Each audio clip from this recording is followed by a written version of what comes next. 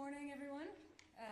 We are about to start the NATO Defense Ministerial meeting tomorrow and previewed this afternoon by the Ukraine Defense Contact Group. So we're going to start off today with a statement from the Secretary General, followed with your questions. Thank you and good morning. NATO defense ministers are meeting in Brussels to lay the ground for the summit in The Hague and also take key decisions to enhance our deterrence and defense. We will also address our continued support for Ukraine and the urgent need for peace. The world is becoming more dangerous. There's Russia's brutal war against Ukraine, the threat of terrorism, and intense global competition. We will continue to protect our people and our way of life. So we must make NATO a stronger, fair, and more lethal alliance. At this ministerial, we are going to take a huge leap forward. We will strengthen our deterrence and defense by agreeing ambitious new capability targets. These targets set out what forces and concrete capabilities the Allies need to provide to strengthen our deterrence and defense. Air and missile defense, long-range weapons, logistics, large land maneuver formations are among our top priorities. We need more resources, forces and capabilities so that we are prepared to face any threat and to implement our collective defense plans in full.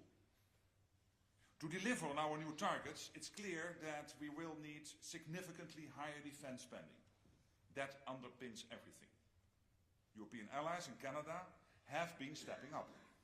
And I expect that most, if not all allies, will reach the initial aim of spending 2% of GDP on defense this year. Many have invested or have plans to invest much, much more. But we have to go further and we have to go faster. So we will discuss the urgent need to increase defense spending for our core military requirements and for defense-related investments, including infrastructure and resilience. A new defense investment plan will be at the heart of the NATO summit in The Hague. And an essential part of investing more is ensuring there is supply to meet our increased demand. So we will work to increase defense production. This is needed so that our militaries have the critical capabilities they need. This is good for our security and, by the way, also good for our economies. Defense spending keeps us safe, but it also creates jobs across the alliance. We will also address NATO's continued support for Ukraine and the need to bring an end to this terrible war. Later today, NATO allies, partners and Ukraine will take part in a meeting of the Ukraine Defense Contact Group, chaired by Germany and the United Kingdom. This will focus on continued support for Ukraine as it fights back against Russian aggression. And we fully support President Trump's efforts to stop the bloodshed with a just and lasting peace. NATO's long-term support to Ukraine is not about prolonging the war. It is about ensuring Ukraine can defend itself now and prevent any future aggression. Allies will also meet in the NATO-Ukraine Council tomorrow with Minister Umerov and EU High Representative Kallas. Minister Umerov will give an update on the battlefield and offer Ukraine's assessment on the search for peace. We are at a pivotal moment for our security. Make no mistake, NATO is strong today and we will become even stronger. Strong defenses send a clear message. No one should ever think of attacking us. Finally, nuclear deterrence is the cornerstone of alliance security. And tomorrow this ministerial will conclude with a regular meeting of the Nuclear Planning Group. The fundamental purpose of NATO's nuclear capability is to preserve peace, prevent coercion and deter aggression. And with that, I'm ready to take your question.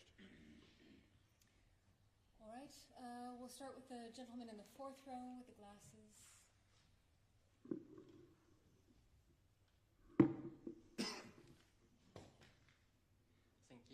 Sven-Christian Schulz, Redaktionsnetzwerk Deutschland, German Newspaper Network, R&D. My first question is about the defense capability target. So how satisfied are you with the fulfillment of the current capability targets, and could the new higher targets act like, let's say, as a wake-up call for allies who have not fulfilled the current ones? And secondly... Can I do it question by question? So first on the first question, well, obviously there is still a lot to be done on the current capability targets. That's basically implicit in your question, and I couldn't agree more. And we need to do much, much more than what was basically encompassed in the current capability target. So that means that this week is so important, because we will agree. And that means that we will assess the gaps we have in our collective defense to be able not only today to protect ourselves against any Russian aggression, the Chinese build-up, look what is happening between China, North Korea, Iran and Russia, etc., but also to do this in the future, that we are able to defend ourselves, not only now, today, but also in 3 to 5 years. Your second question. Thank you. Regarding the peace negotiations with Russia and Ukraine in Istanbul, after this negotiations, peace does not seem any closer today. So with this in mind, are you convinced that peace is possible through negotiations with Putin, or is he just gambling? What I think is we really have to commend is the fact that President Trump broke the deadlock. Because still January this year, there were no direct conversations ongoing between the US and Russia. And I think it was important that Trump did this. Of course, this is not easy. And we have to make sure that we bring Ukraine to a lasting and durable peace. This is exactly what the US wants, what all the allies want, of course, what Ukraine wants. So Putin should never, ever try this again. And that means we have to test him, we have to sit down with him, or at least with his team, discuss, etc. And it is the US taking the lead on this, and I'm really glad that they do that. All right. Second row, Agence France-Presse.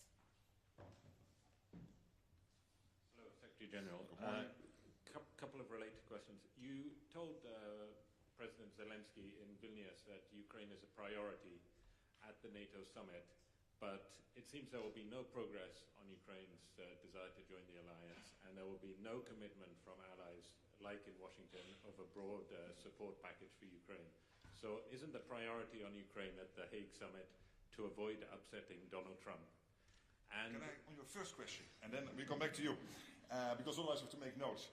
On your first question, the decision in Washington to present to the Ukrainians an irreversible path of Ukraine into NATO still stands today. There is no change.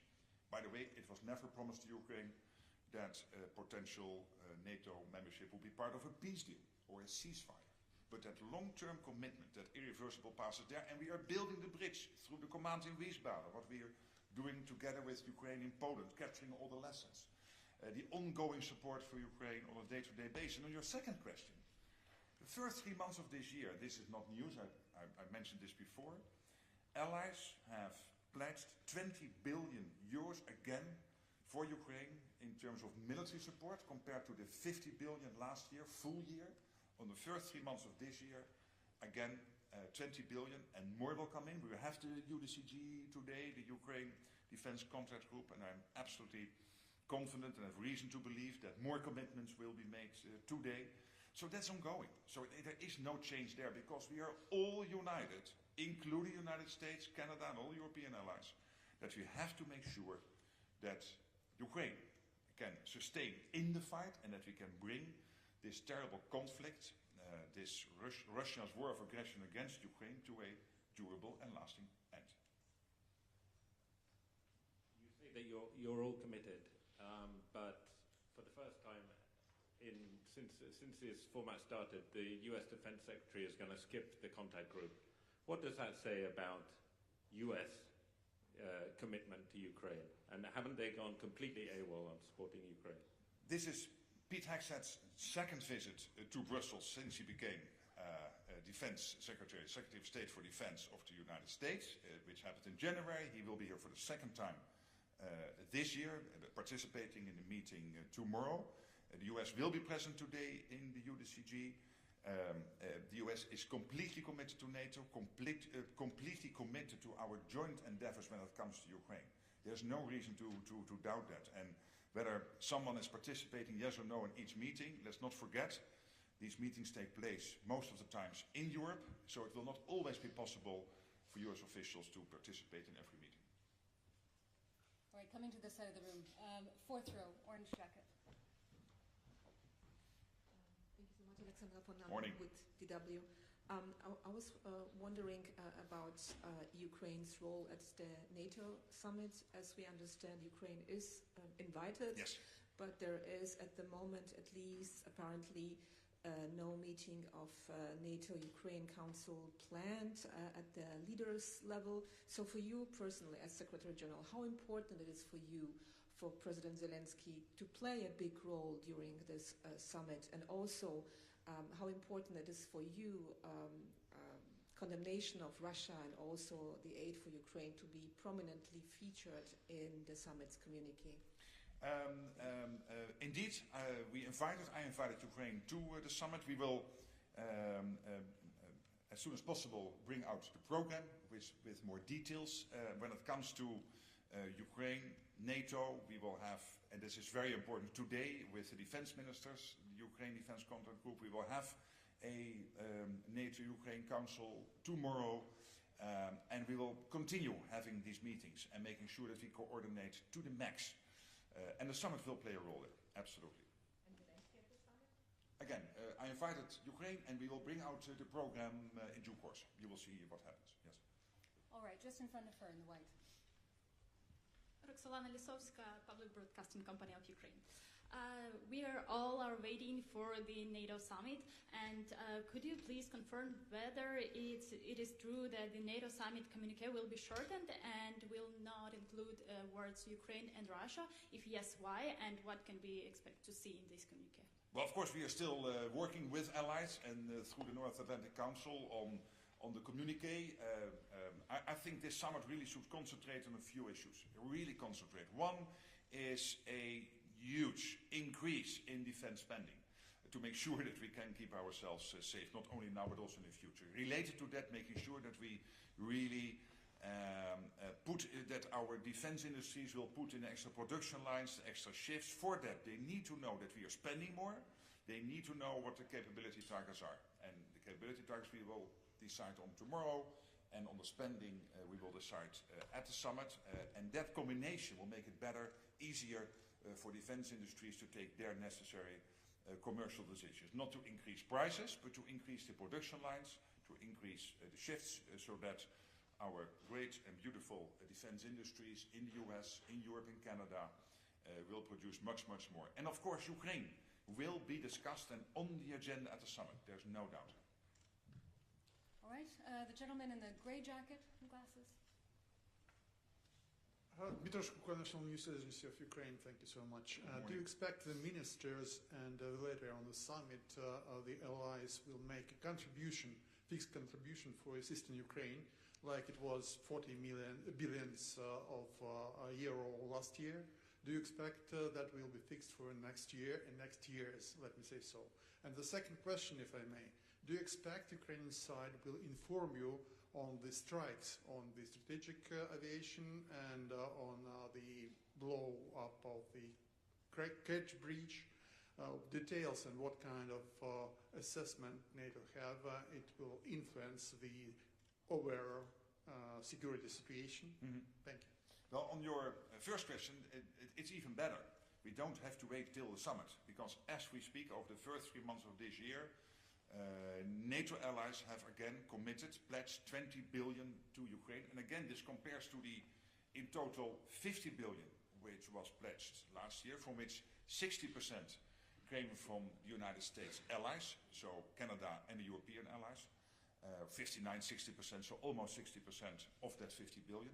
These first 3 months of this year, in total already 20 billion pledged, and there will be, I'm absolutely convinced, much more, and today's Ukraine Defense Contact Group will be helpful here. So I think that is important. And when it comes, of course, to the events last Sunday, clearly that's for Ukraine.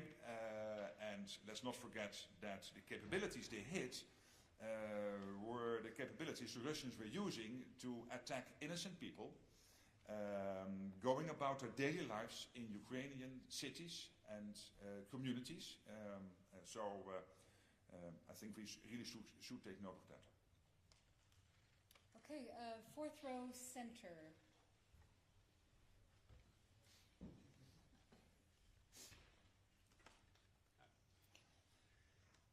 Yes, thank you, Mr. Secretary General. How unfortunate is it that the Dutch government has collapsed 3 weeks before the summit, and how important it is, you think, that Dutch Parliament will allow the caretaker government to decide on the new investment plan? And just for the record, you're staying here, right? Or yes. Is duty calling? I'm staying here. Obviously I should not comment about Dutch politics, but I'm really absolutely positively convinced that at the summit with the 32 we will come to an agreement when it comes to this really big increase in defense spending, in defense industrial production, keeping the support for Ukraine going. I'm absolutely convinced. All right, and then coming to the second row here in the center. Secretary General, I have rather two questions. The first one is about external politics and the other one about internal politics. So about the external.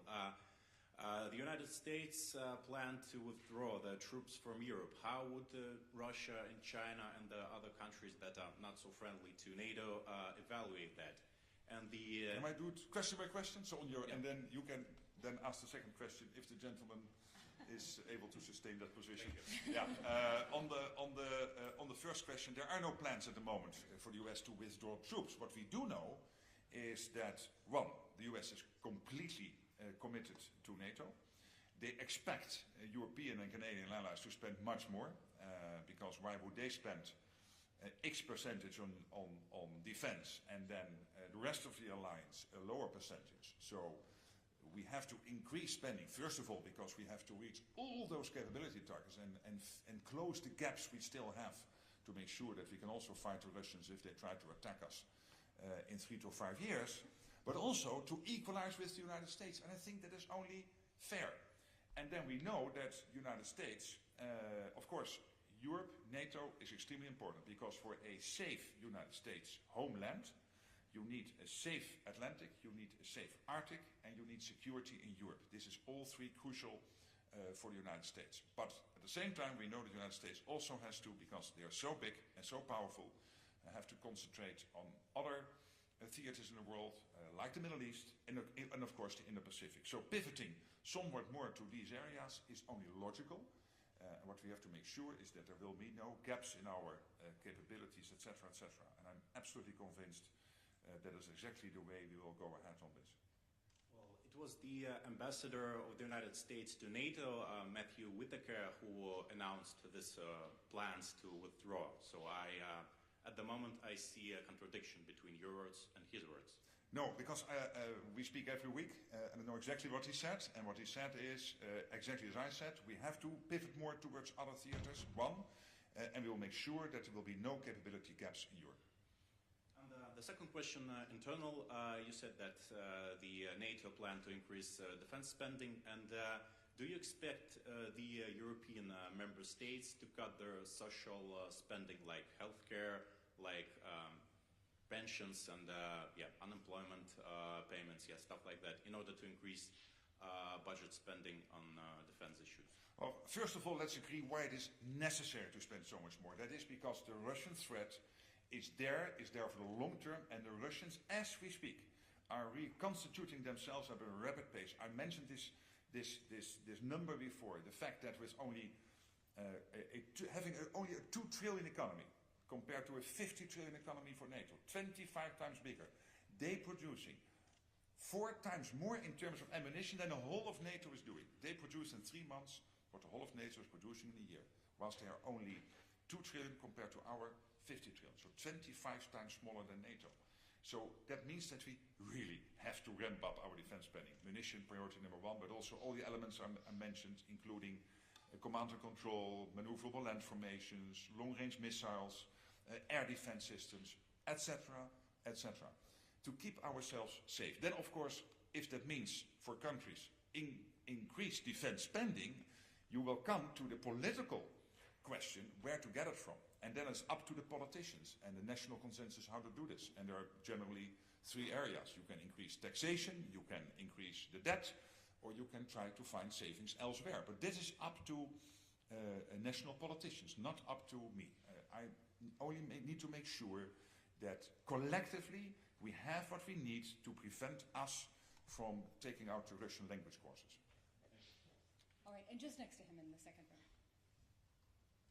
Hi, thank you, Secretary General. I'm Sam Brazil from the independent Russian outlet Meduza. I have two questions about the Baltic region. NATO countries are already challenged today in the Baltic region with sabotage attacks regularly and Russia's shadow fleet, among other things. So first question, is NATO prepared for a potential Russian hardcore attack in the Baltic region? Well, first of all, we are always prepared for every eventuality, and Vladimir Putin should know that if he would try, that our reaction will be devastating, and he knows. What we have to make sure of is that it is not only devastating today, but that it will also be devastating and very effective in 3, 5, 7 years from now, and that's why we have to spend more. When it comes to the Baltic region, but this is also true for the Black Sea and for other NATO areas, there is the constant threat of attacks on our critical undersea infrastructure. And that's why we have set up in Marcom, the Maritime Command in the UK, this specialized center when it comes to our undersea critical infrastructure. That is why Baltic Sentry, which is an activity which was launched under the auspices of General Cavoli, our Supreme Allied Commander, starting on the 5th of January this year, in reaction to what happened when it came to the sea cables between Estonia and Finland. So we are reacting, we are making sure that we keep the Baltic region safe, all the other seas and airspace of NATO territory, and particularly also focusing on our critical undersea infrastructure. So my second question was going to be about willingness of NATO to protect, for example, a small Baltic city like Narva. But you kind of addressed that, but I want to ask about the resources. Are the resources really there? Is the infrastructure there? I can assure you that we will defend every inch of NATO territory. That Article 5, an attack on one, is an attack on all, is ironclad. And that if anyone, be it Putin or somebody else, would think it's not there, it is there, and they will face the consequences if they try anything. All right, fourth row, gentleman with the glasses. Good morning, Secretary General. Good morning. From NTV Turkey. I have two questions, but I'll ask one by one. I get the... Yeah, so you get the drill. Exactly.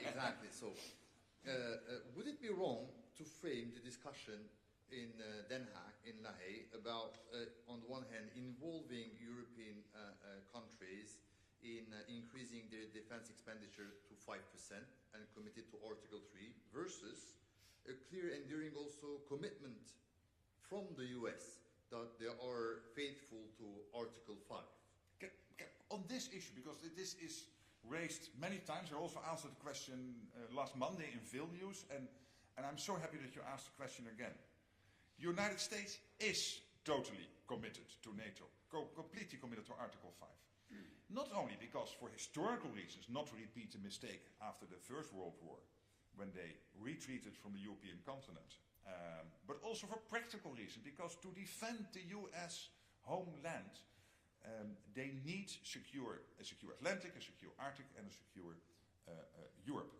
And I told my European colleagues here, when they asked me the same question, Mark, is the US still completely committed to NATO? I said, you might want to turn on your television once in a while and listen to President Trump when he meets with the French president, when he meets with the Prime Minister of the United Kingdom, when he meets with the Prime Minister of Italy. I had the honor to visit the American president in March, and in all those cases, and many other instances, they have made totally clear their commitment to Article 5, their commitment to NATO, etc., etc. So maybe we should now start stopping asking the US to do this, and now we will ask for the next half year for the Dutch or the Estonians to commit to Article 5 in NATO, and then first half next year we will move to Spain and France, and we'll do this part of NATO by part of NATO, because it's not fair to constantly ask, and I'm not arguing with you, but through you with some of my European colleagues, to constantly question that. However, this comes with an expectation, and the expectation is that on the European side of NATO, and the Canadian side of NATO, if we think that we can keep ourselves safe, sticking with the 2%, forget it. Yes, the next 3 to 5 years, but then we are in great difficulty, and the US rightly expects us to spend much more to defend ourselves with their help, but also to equalize, which is only fair, with what the US is spending on defense. And the second question is with regard to the war-fighting readiness. It's a topic that you also raised in P9, and it's, I guess, the topic today. But is there enough resources and political will to, within the alliance, to on that very matter, bearing in mind that this 1 billion citizens adopted the Feyenoord motto, we don't want words, but we want deeds. Yes, exactly, and that's exactly what we have. NATO is the most powerful defense alliance in world history. It's even more powerful than the Roman Empire, and more powerful than the Napoleon Empire. We are the most powerful defense alliance in world history. But the defense alliance needs maintenance and needs investment, and that's exactly why in NATO we have this whole system, the NATO defense planning process, now leading to an agreement on the capability targets, and that means that we will have exact clarity on where are we and where should we be if we want to be able to defend ourselves not only today but also in 3, 5, 7 years. Listen to the German chief of defense who said this week on the record that within 4 or 5 years the Russians might be able to attack us. Well, I and all my colleagues want to prevent that because we want to stay free, we value our way of life, and we don't want any form of Russian dominance over NATO territory. All right, just in front of him, Reuters. Andrew Gray from Reuters. Secretary General, you said that Ukraine is invited to the summit at The Hague. When you say Ukraine, do you mean specifically President Zelensky? And is he invited to the summit itself? Would there be a NATO-Ukraine Council? Or just to the dinner? And if that's the case, isn't that a diplomatic downgrade on previous summits? As I said to your colleague, we will publish the program in due course. All right, coming here, fourth row, the woman in the peach jacket. Thank you, Binna Chung with South Korean news agency Yonhap. The newly elected South Korean president took office today, yes. So what would be your message to him? And in this regard, are you now in a position to officially announce the invitation of IP4 countries to the Hague Summit? Thank you. Well, again, on the program, we will publish that in due course. But of course, there is a tradition of the IP4 participating in NATO meetings. And personally, I very much look forward to working with the new Korean president. And I wish him luck and well in his important endeavors. It's not an easy job because there is so much at stake, of course, in the Indo-Pacific, in Korea, but also in his relations, the very important relations Korea has with the rest of the world. So I'm there to help, to support, and to build that relationship, and I really look forward to doing that. And I wish him every success. All right, I think we have time for a couple more questions. The woman here in the front. Hi, thank you. Ksenia Polska, Deutsche Welle, Ukrainian and Russian. I have a question on the spiderweb operation carried out by Ukrainian armed forces in Russia. It's a couple of questions, so maybe, yeah, we know the drill. Has the attack changed the perception of what Ukraine's and Russia's armies are capable of? And has it changed the balance of power in a way that could actually affect the negotiations? I think there's good reasons for me not to comment on everything happening at the battlefield. You know, Ukraine has our full support. All allies want Ukraine to be in the best possible position in the peace talks. We want to bring this conflict to a durable end. And when it comes to a specific operation last Sunday, as I mentioned to one of your colleagues, clearly what they targeted is Russia's capability to hit out, to target with missiles and other means innocent Ukrainian civilians in cities, in communities all over Ukraine. And I clearly take note of that. But let me not comment on every step and then assess what that means for the standing and the war, etc., because that's not always helpful. Well, I have to ask this question. Of course. My newsroom, my newsroom is expecting. I cannot let you go without asking the question. question. But you said you don't want to go into details, still I have to. Was Ukraine using intelligence of NATO allies for that Pavutina spiderweb operation? As I said on your previous question, it's tradition for us to not comment on every Ukrainian operation or every Russian operation. Sometimes we do, sometimes we don't comment on it. And in this case, my comment is clearly on the targets of the Ukrainian operation. And these are Russian capabilities they use to do these indiscriminate, unprovoked attacks on innocent Ukrainian civilians, cities, etc. And that's terrible that they do this. And I take note of the fact that Ukraine was targeting those capabilities. All right, and final question to the gentleman just behind her. Thank you. Sergei Sidorenko, European Pravda, Ukraine. I'd like to ask you about your vision and allies' vision on distribution of this, let's say, 5% or what you would finally define. Ukraine is getting support, Ukrainian armed forces are getting support from the alliance.